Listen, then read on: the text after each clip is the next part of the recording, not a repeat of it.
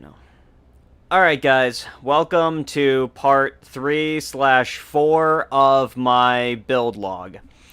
Now, I'm going to be totally honest here. With everything that happened, I just decided to scrap part 3 entirely because, well, frankly, part 3 didn't make any sense after finishing the computer. And so, because of that, I just decided to essentially wrap this all up with what was going to be part 4, just in one final video today. This is probably going to be a little bit of a longer video, and that's why it's taken me so long to get out, as well as the fact that I have had quite a few hiccups along the way. But when you're building a system like this, a lot of hiccups are kind of what comes to be expected. And so, yeah.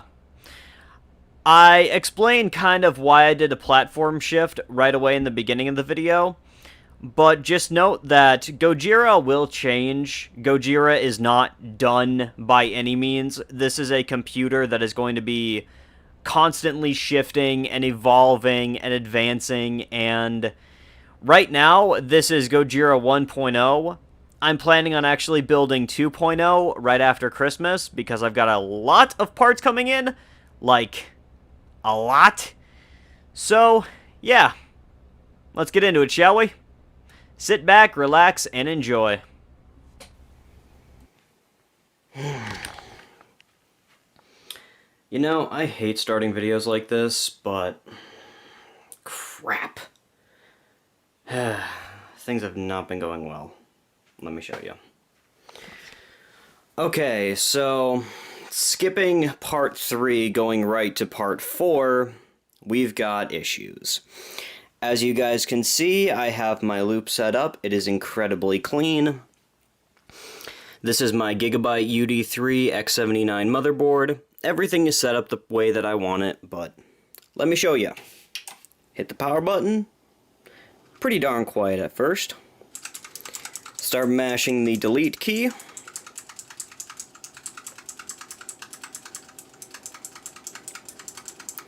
Come on. You can do it. Okay, mashing the delete key gets us into the BIOS, and we are running at 50 degrees Celsius inside of the BIOS.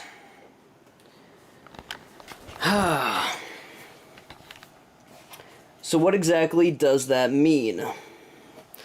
Because for most people, that would probably just be, oh yeah, that's fine.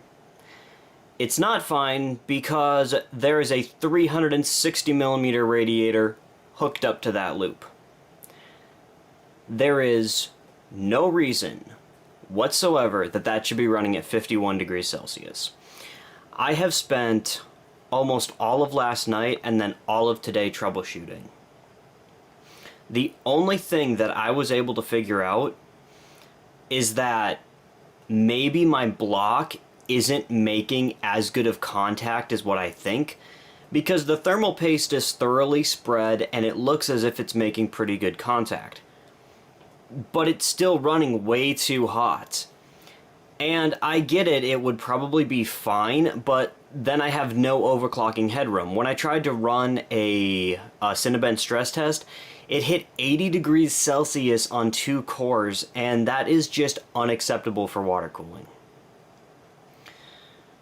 So I am left with a few options. Option number 1, I could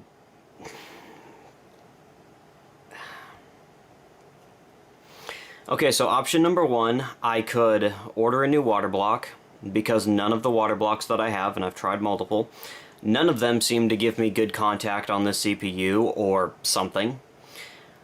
I could order a new motherboard. Yeah, but that would just be stupid, knowing the prices of these things. Option number 3, I could just change the platform. And I wholeheartedly believe that I am going with option number 3 because I already have something that I wanted to use instead of the X79 board.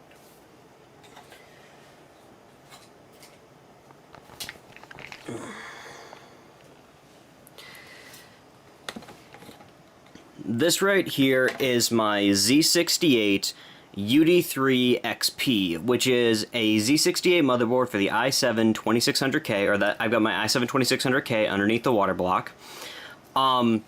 Same kind of board, same era, I mean like same cosmetic and everything. But this thing is an absolute monster and a half, and I have been wanting to build with this thing literally forever, just because I loved using it when I was using it in my daily driver for a while. On top of that, when I started doing SLI, I was doing it on this motherboard, and this thing just, it kicks so much butt, I was really, really surprised. So I think that I'm going to be swapping over from X79 to LGA 1155 and using my i7-2600K. And I don't think you guys will be too disappointed by the results, because I know how well this thing overclocks. And I think there is a good chance we might be hitting somewhere near 5 gigahertz. So I'm going to get to the teardown and rebuild, and I will see you guys later.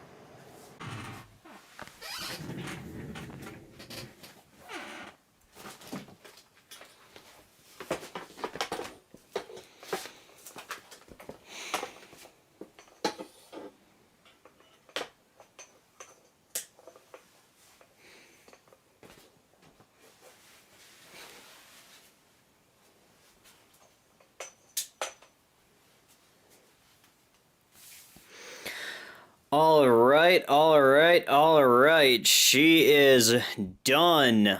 Or I guess technically he, if you consider Gojira to be a guy. Yeah, so Gojira is finally all put together, and frankly, I'm not disappointed with how it came out. There is some problems, but I want to give you guys a little bit of a tour of the system to see what you guys have to say about it. And I'm going to need both hands for getting off this glass panel.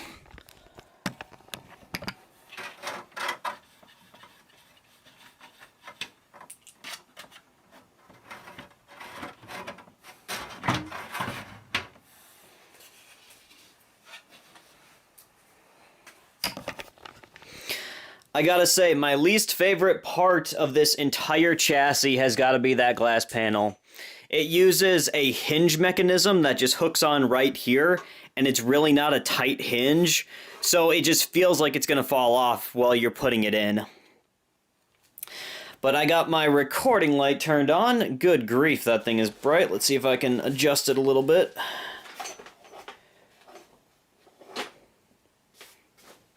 There we go. Gives us plenty of light without being absolutely blinding. So, let's go over a quick little parts list. First of all, my Gigabyte Z68 XP UD3P. This thing is Gigabyte's more budget-oriented, overclocking motherboard. Now, I say budget-oriented, it is a UD3 product. It is not something like a UD4, UD5, or UD7. But it still has a 12-phase VRM for the CPU. I've got my El Cheapo Amazon $14 water block that I use for literally everything. I have, I think, 5 of them. I wish I was kidding. No, correction. I have 5 of them. 2 in black and then 3 in acrylic. For tubing, I am using some cheap Amazon tubing I will put links to in the description. And also for all the parts that I use that I can actually put links for, I will put links down in there. They aren't affiliate links, at least I don't know how to do affiliate links, so yeah, you know. For fittings, again, just the cheap Amazon chrome fittings, or nickel fittings, whatever they call them. For my graphics card, I've got my RX 5700 XT. I've got my white cable extensions. That one SATA cord you see is for my 1TB Samsung 860 Pro.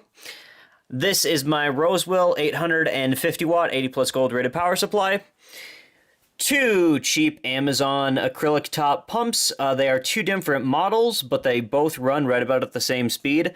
They aren't fantastic by any means, but they certainly do the job. For reservoirs, I'm actually using two Alpha Cool Pro 25 LT. So these are the 250 millimeter acrylic tubing. And these they are new old stock tubes. They are actually really, really nice, and I really like them. So for my top radiator, it does not match the build at all. That is my BauerTech Chameleon Fish red radiator. That was the main one that I was using inside of Sparkles, but because I can fit so many radiators inside of this chassis, I just have that one chilling up there just, for the sake of having a radiator up top. The fans that I am using on this particular radiator are three second-hand EK Vardar fans that I found for 20 bucks. So that was fantastic. Not 20 bucks a fan, 20 bucks for all three. In the back, there is, you can't really see it, but there is a 140 millimeter Thermaltake fan that actually comes with the chassis. If I pull off my bottom panel here, oof. I have got three more EK Vardar fans. These ones, again, bought secondhand. I don't remember what I paid for them exactly. I've got all my wiring running underneath where the radiator mount is, and that is my Black Evo radiator mount, or my Black Evo radiator. And now let's move over to the front. The front comes off relatively easily. And up front, these are the two blue LED fans that come included with the case. They are 140 millimeter fans, but I cut the cords leading to the LED rings, so they don't actually light up, but they are still two relatively decent 45 millimeter fans. And then these are my two pass-through fittings for the returns on the two reservoirs. And the outgo of the reservoir, or the outgo of the pumps, goes right down into this bottom patch panel. Now, there is a lot of things about this kind of configuration that I am not very gung-ho on. This was my kind of third idea that I had for what I actually wanted it to do. And frankly, it works, but it's not nearly as nice and as straight and as even as what I wanted. You guys can't really see in there, but that's where the drive cage would have been. I actually pulled out the drive cage so I could have more room for running tubing, as well as having all of my cabling done. I have a small fan controller right here. Again, you guys can't see that because it is too dark, and I really can't move the case, because this thing weighs about 75 pounds.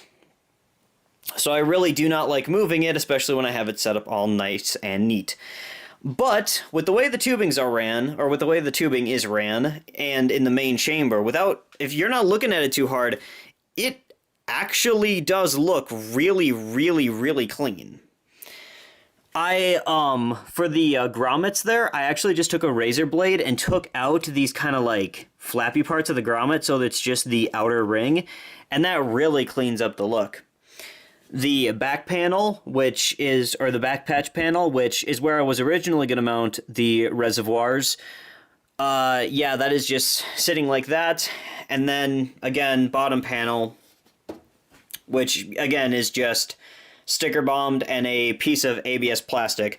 Like, all three of these, so then bottom, side, and then this top mount, they're all ABS plastic, just some really thin black ABS plastic that I sticker bombed.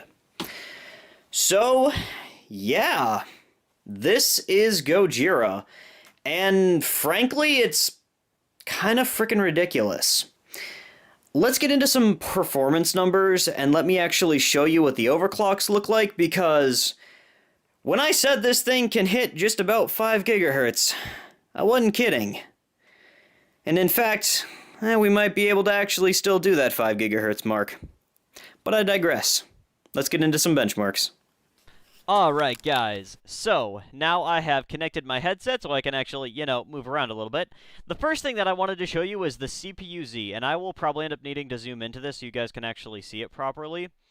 But as you can see, I have a max turbo speed of 4.9 gigahertz.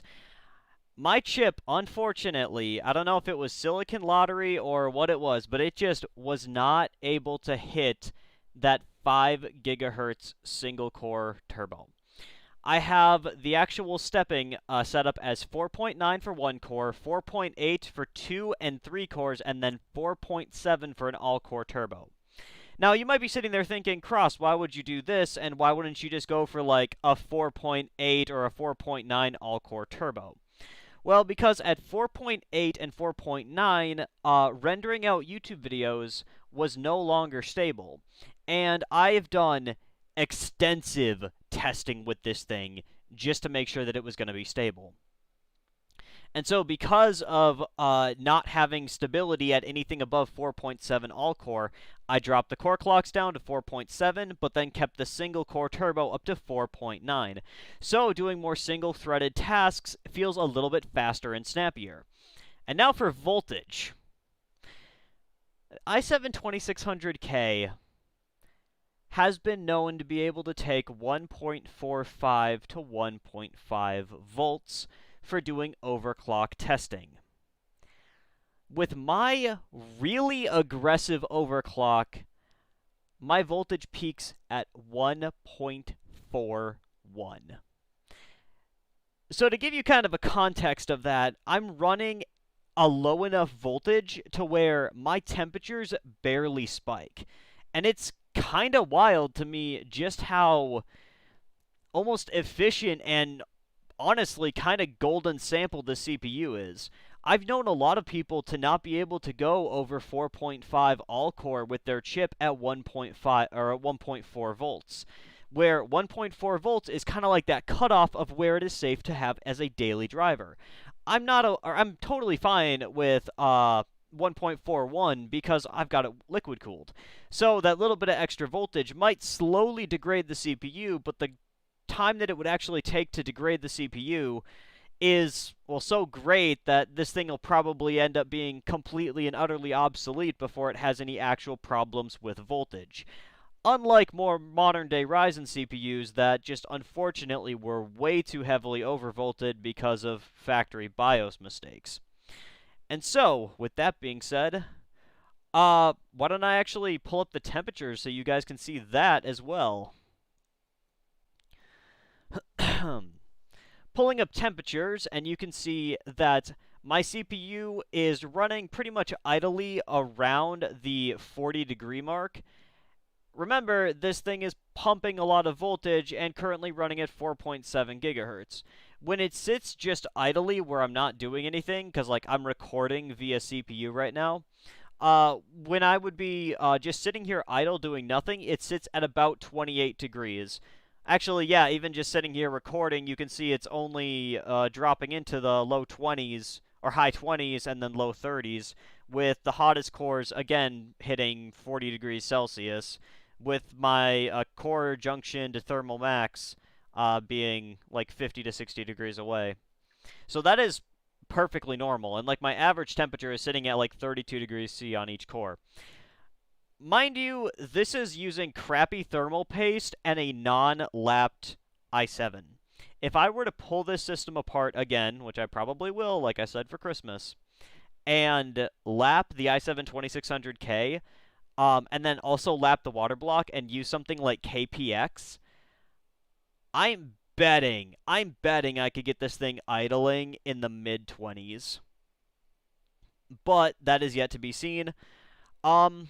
But, yeah. And then my graphics card, before I forget to mention, it idles right around the 20 to 30 degrees C.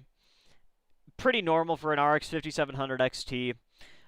So for the radiator setup, I should probably add this. The CPU is running off of a single 360mm radiator, and the GPU is actually running off of a 360 in the front and a 240 in the back. So it has like 600mm worth of radiator when the CPU's only got a 360. Yeah, I mean, it's not a perfect solution, but when we're looking at a single 360, or when we're looking at a single GPU and a single CPU running on a 360 and then a 360 plus a 240, you're looking at massive amounts of cooling that is really just kind of over the top. And I am totally okay with that, putting that out there. I wanted to have a system that was just stupid. So now that we've kind of shown this, oh, I should also probably mention my RAM. I was not able to get it stable at 2133 CL11 with as high of an overclock as I had on the CPU, but I was able to get it to run at 1866 CL11. So it's kind of got some loosey-goosey timings, which I could go in and start tightening them down a little bit, and I'm sure I could get maybe a tiny amount of performance. But frankly, it's stable as it is right now. I don't really feel like touching it, personally.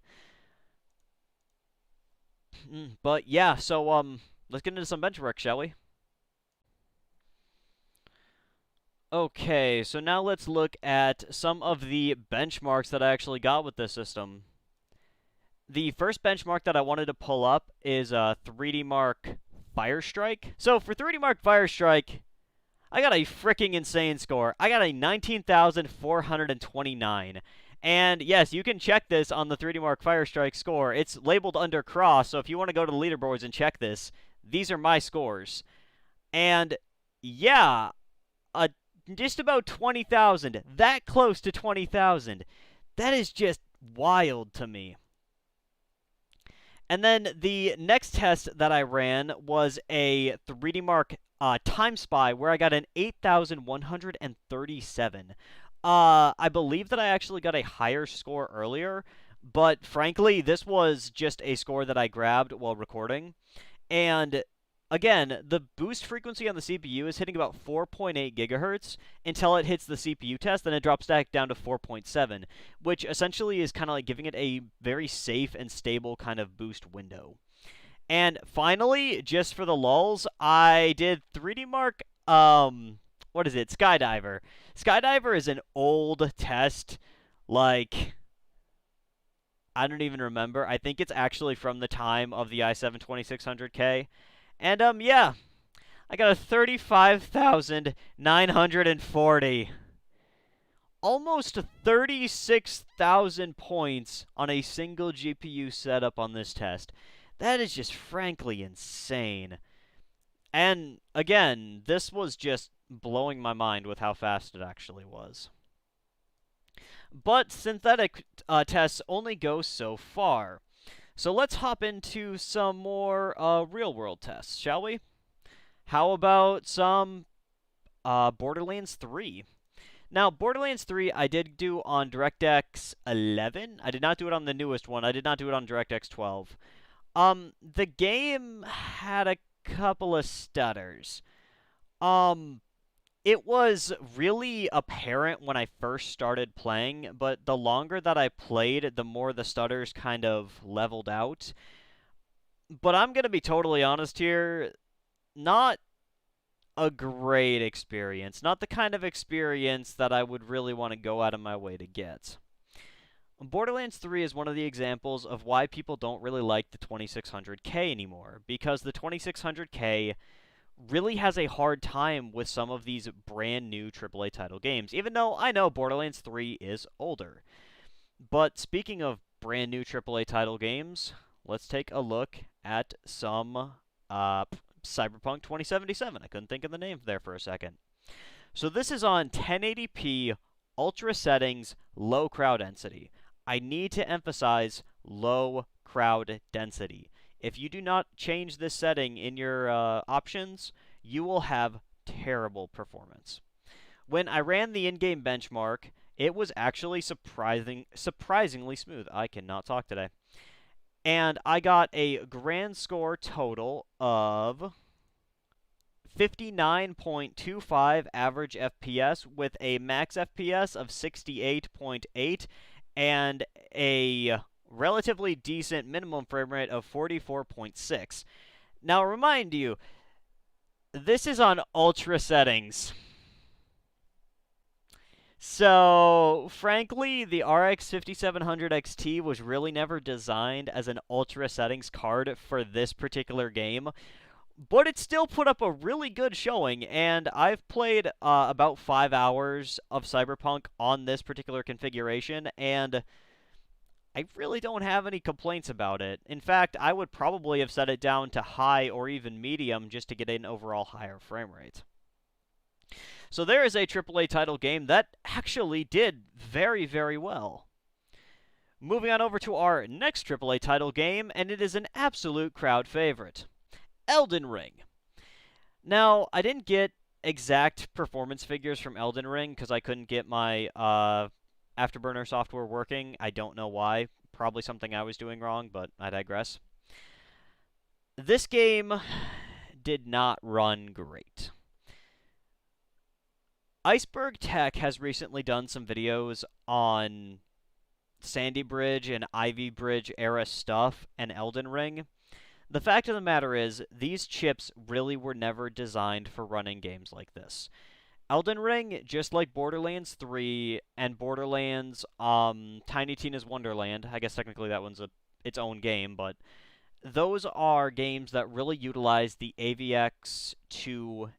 I think it's AVX2 and AVX 512. No, not AVX 512. It's the AVX 2 instruction set, which Ivy Bridge and Sandy Bridge have AVX 1, but the AVX 2 instruction set is significantly more significantly more optimized. So, while you can play a game like Elden Ring on a system like this, you're just not going to be getting the greatest experience.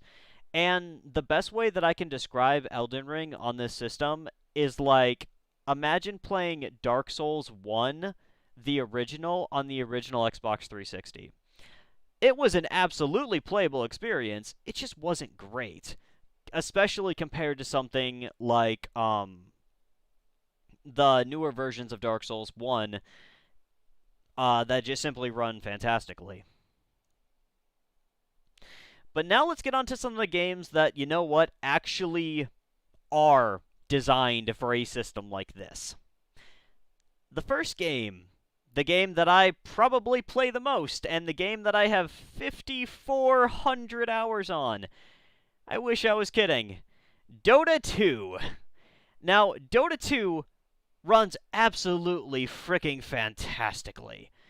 Dota 2 at 1080p and a combination of high and medium settings that I kind of call the competitive settings, where you turn down your effect quality and turn down shadow quality, also turning off a lot of the background stuff like the tree wind and the ambient inclusion and all the fancy particle effects.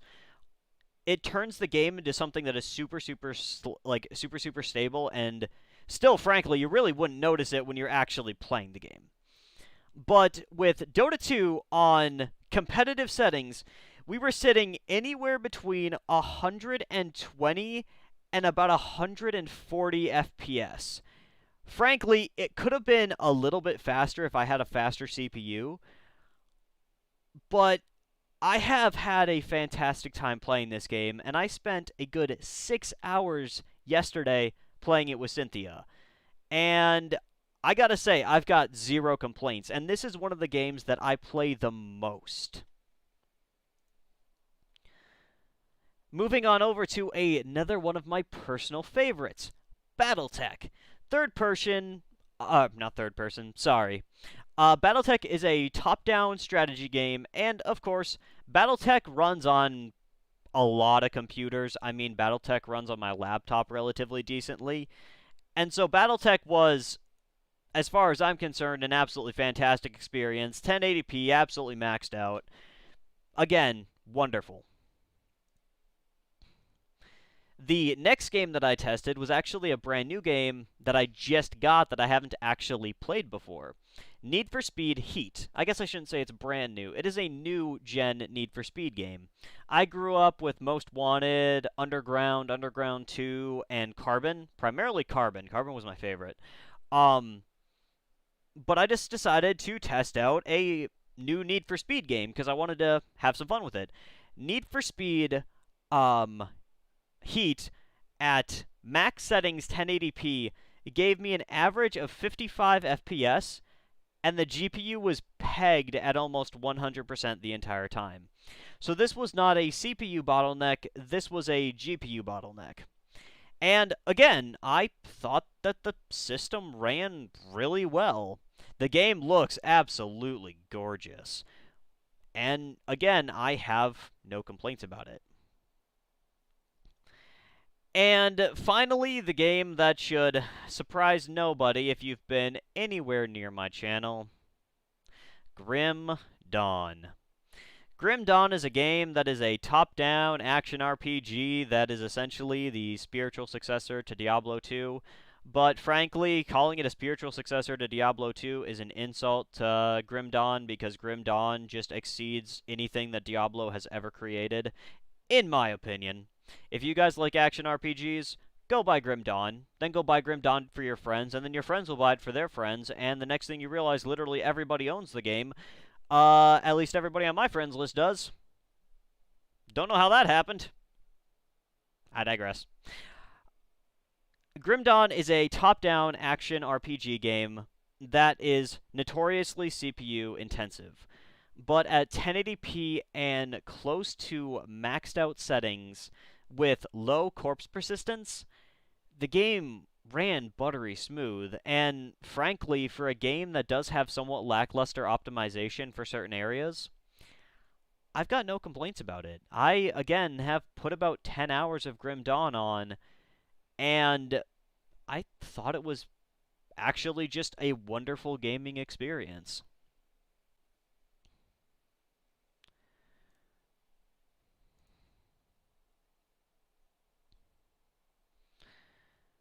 Alright, now, finally, where does this kind of bring the system, like, today?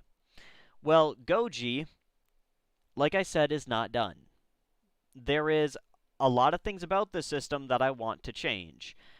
Primarily where the pump and reservoirs are mounted, and also, I want to go through and I want to get a new power supply so I can do custom sleeving cables on all of them, or have somebody do custom sleeve cables for me because my attempts in the past have been less than ideal. And so if I were to get custom sleeve cables and a new power supply, even though my power supply is perfectly good, I think it would really clean up the interior of the case. I want to move the reservoirs to being mounted on the back wall, kind of like what you would see in something like Skunkworks or Red Mist. And then I'm actually planning on doing, as I hinted to, I think in part 1, a 560mm radiator in the front of this chassis, which is going to be one of the first actual mods that I'm going to have to do, where I'm going to have to shave out a portion of the front panel.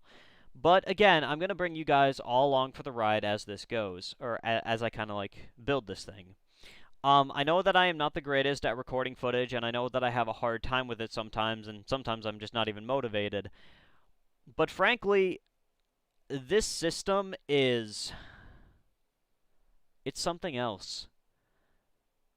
All of my other cases, all of my other PC builds, all of my other kind of things that I've ever created, well, they have been nice, and they have been fantastic, and I have learned so much. I've never had a super tower before, and frankly, I don't want to go back. I love just having a monolith sitting on my desk. I love the whole idea of having something just gigantic. And I'm going to be totally honest here. Every single PC build I've ever done, I've always maxed out the amount of radiators that I can fit inside of it. And for like Hotbox, which was my i7-980X machine with the GTX 780, well, that is a fantastic computer with a fantastic setup. It just couldn't cool it well enough to where I could actually push the overclocks. This thing, while even gaming and recording, barely peaks 60C on the CPU, again, without very good thermal paste, without very good, with not a lapped CPU, everything. It's just, it blows my mind. And then the graphics card, of course, is just, it's just top tier stuff. So yeah, say hello to Goji, and say hello to a very fun and interesting new chapter in my channel. Also, for those of you wondering if I'm going to stick with the i7-2600K, for now, yes. But there is a good chance that I'm going to go back to the HEDT style platform, but it isn't going to be X58. It's not going to be X79, and it ain't going to be X99. I'll see you guys later. Peace.